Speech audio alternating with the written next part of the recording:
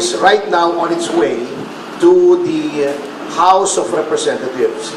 This is an ethics complaint against Congressman Danilo Ramon S. Fernandez, more popularly known as Dan Fernandez or Attorney Google. Anyway, this is for certain conduct unbecoming of a member of parliament, unparliamentary conduct, which were committed during the hearings of the Quadcom. I will just give you the general details anyway. I will be leaving this copy for you, and those who wish for soft copies, I will viber to you later immediately a soft copy. If you recall, noon pong nililitis o dinidinig yung tungkol sa mga pogo, kinatawan ko po roon. Nirepresent ko si Miss Catherine Cassandra Leong. At lahat naman po tayo saksi sa ginawang paglabag sa mga karapatan ni Miss Cassie Leong. Specifically, not only the deprivation of the right to counsel, but physically, this was unprecedented in legislative history in this country. Nahaharangin mo yung abogado at hindi mo palalapitin sa kanyang kliyente during a legislative hearing. Sapagkat ang karapatan na magkaroon ng abogado upang makipagsangguni ang isang testigo sa legislative hearing ay ginagarantiya ng walang iba kundi ng ating saligang batas. Number 2, pagwawarning sa abogado na huwag bigyan ng payo ang kanyang kliyente. Saang planeta po acceptable ang ganoong behavior? Nasasabihin mo, Attorney Topacio, do not approach your clients, otherwise you will be cited in contempt. How is that even possible? Number 3, yung hindi po pagbigay ng right to remain silent and the right against self-incrimination sa isang testigo. At si Congressman Fernandez, bagamat hindi abogado, hindi ko naman sinasabing kapag hindi ka abogado ay hindi mo na alam ang batas. Ngunit, sinasabi na nga po sa kanila, or dapat, a person who is in the legislature should be charged with knowledge of the law. Because, number 1, they are lawmakers.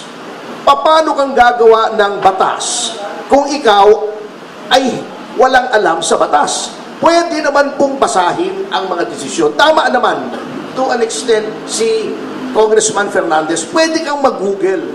At mag-google mo yung mga kaso. At kung meron kang hindi naintindihan sa kaso, meron ka namang legal staff siguro.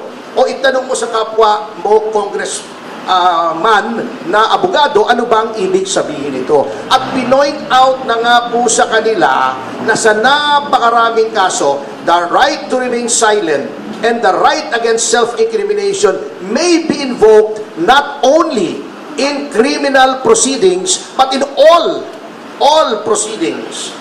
Civil, administrative, legislative.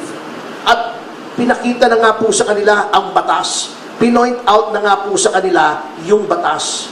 Bakit ayaw pa nilang sundin?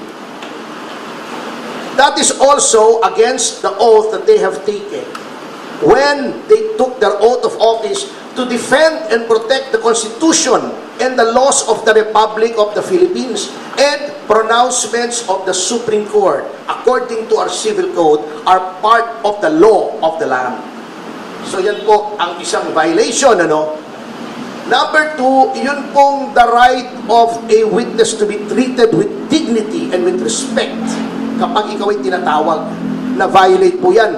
Binabastos po nila ang mga witnesses, not only my client. But of course, I have no right to complain on behalf of the other witnesses who are also represented by counsel.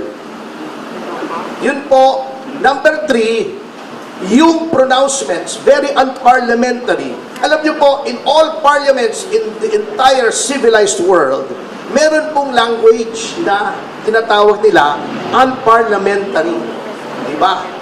Ayaw na ayaw nila si Pangulong Duterte. Sinabi nila, do not use offensive words. Pero bakit sila tatawagin nilang pathological liar, puro kapak-cute, puro ganon. Tatakutin mo pa.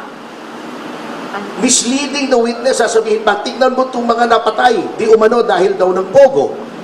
Tignan mo yan, we will grant you immunity if you testify against them. That is misleading. The legislature cannot grant immunity. It is only the prosecution in certain cases and the prosecution with the consent of the court in other cases that may grant immunity by way of making a witness, a state witness. It is not for the legislature to grant immunity. They can only grant transactional immunity, which I can explain later on, but they cannot grant complete immunity. So, pagsama-samahin niyo yan, ayaw nilang pakausap sa abogado. Bago tatakutin nila para magsalita against her right to self-incrimination and against the right to remain silent. Pagkatapos, igagrant mo na, papangakuan mo ng immunity na wala ka namang kapangyarihang ibigay. All of these are parliamentary conduct. And nakalagay po, may rules of conduct, hindi lamang ang miyembro ng mababang kapulungan, kundi ang mga public officials on how they conduct themselves. And it is my respectful contention that Congressman Fernandez has violated these norms of conduct. Ngayon, bakit sa Ethics Committee? Kasi may nakalagay po sa ating konstitusyon na yung mga ginagawa po ng isang miyembro ng lehislatura, they can only be made liable, therefore, in no other place than the legislature. That's why may committee on ethics. They are supposed to police themselves. Now huli na po, bago tayo pumunta rito, and I feel this is also of equal importance in this case. Sasabihin nila, walang mangyayari dyan sa complaint mo kasi sila din yan eh. Si Congressman Espares ang head ng Committee on Ethics. Pagtatakpan lang nila yung sarili nila. Well, unang-una, I would like to give our lawmakers, at least the majority, the benefit of the doubt. Although I doubt the benefit. Ngunit, by doing this, I want to prove two things. Number one should not sit idly by while the rights of persons are being trampled upon by the legislature. Dapat may magreklamo rito. Otherwise, gagawin nilang palagi yan sa lahat ng witnesses. Notwithstanding the caveat of the Supreme Court in Ong versus Senate Blue Ribbon Committee, which by the way, I argued before the Supreme Court, which says that all witnesses must be given due process. Bina-violate na po nila yan. Number two, by filing this, I want to hold a mirror up to our honorable congressmen. Tignan nga po natin, tignan nyo ang sarili nyo, kung anong ginawa nyo sa mababang kapulungan, which is supposed to be an august body, which is supposed to be populated by honorable men and women, kaya nga honorable ang tawag sa inyo eh. Are you really honorable? Are you really august? Kaya nyo bang ipolis ang inyong ranks?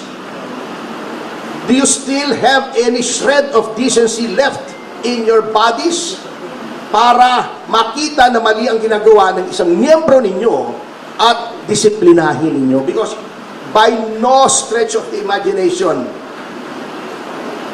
is such conduct exhibited by Congressman Fernandez allowable or should be countenanced or tolerated by anyone.